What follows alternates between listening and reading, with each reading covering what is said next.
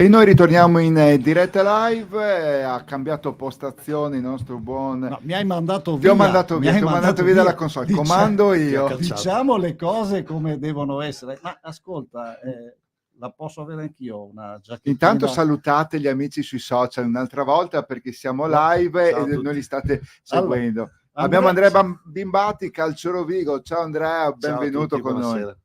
Come andiamo, Andrea? Ma andiamo bene, stiamo bene, siamo in forma, c'è ancora estate, quindi si potrebbe andare al mare, invece la domenica andiamo allo stadio e ci divertiamo. Ieri ci siamo divertiti prima della partita. Devi abbassare la base e alzare il microfono.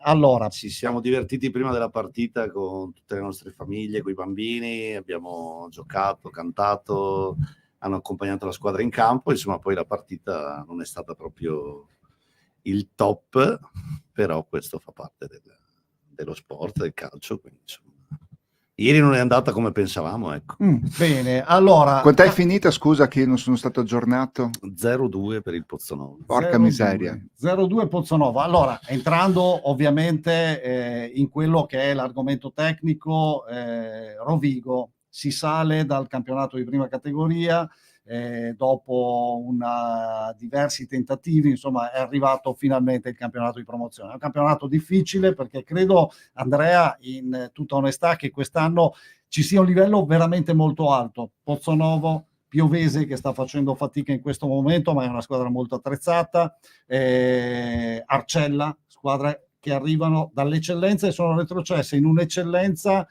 incredibile, 19 squadre, 4 retrocessioni, anzi 5, 3 subito, 2 tramite play-out, quindi è un campionato di livello. Siete partiti, cos'è successo che avete cambiato il tecnico dopo 4 giornate? Te lo chiedo perché insomma i tuoi tifosi magari lo sanno, quelli che girano attorno al calcio Rovigo, però il Rovigo dopo la 4ª giornata ha deciso di cambiare progetto tecnico.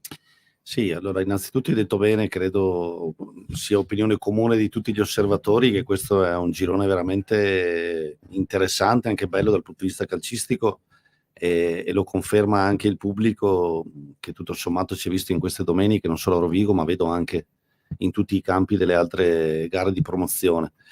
Per Rovigo è un campionato nuovo ovviamente, al campionato nuovo si è aggiunta una nuova struttura tecnica, si è aggiunta una nuova struttura anche di giocatori, perché di fatto è cambiata completamente la squadra che aveva vinto campionato e coppa l'anno scorso, e quindi questo ovviamente richiede dei tempi di amalgama, richiede dei tempi di lavoro che magari sono necessari, esattamente. È così, bisogna adattarsi alla categoria. Assolutamente, chiaro che tutto quello che capita nelle piazze normali a Rovigo viene giustamente enfatizzato, perché come avete detto parliamo comunque del tempio del calcio della città, perché lo stadio è quello. Torni lì.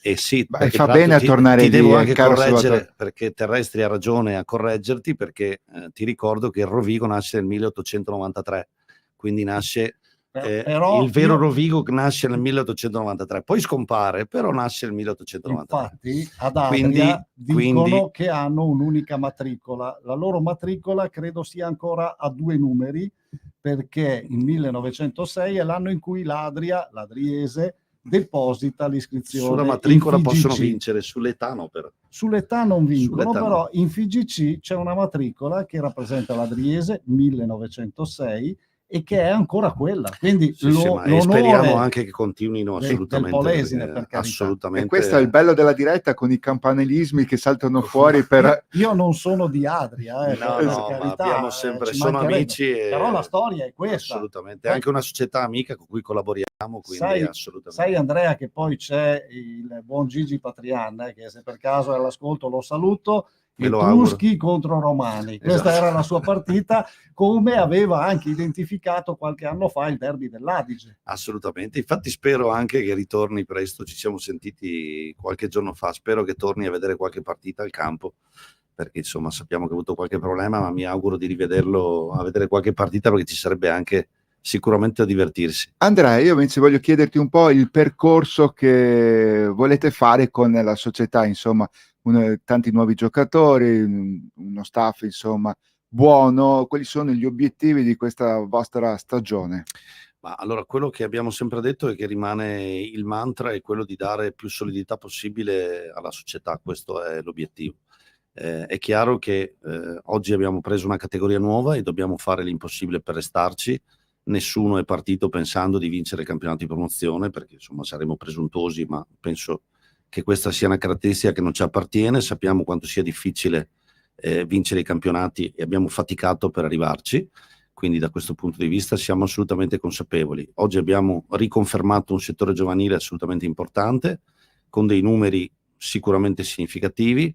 Abbiamo tanti bambini, tanti ragazzi e questo ci dà una soddisfazione, perché vuol dire che comunque c'è un lavoro sotto importante che sta continuando. Chiaro che la cartina al tornasole è la prima squadra e su quella il nostro obiettivo è di arrivare più in alto possibile, però sapendo che bisogna fare i passi secondo la gamba, perché il calcio ci insegna che si fa presto a farsi del male. Non è nostra intenzione, con tutte le difficoltà che ci possono essere, ma che appartengono a tutte le società, perché poi bisogna anche non essere ipocriti. Le difficoltà che ci sono a Rovigo ci sono dappertutto, dove è chiaro che in una città vengono enfatizzate, questo ci sta, lo accettiamo, ma poi alla fine tiriamo le righe quando arriviamo in fondo ai campionati, insomma. Esatto, noi tiriamo un attimo una riga, ti interrompo, salutate gli amici dei social, dobbiamo fare una canzone, rientriamo subito ancora con Andrea Membati del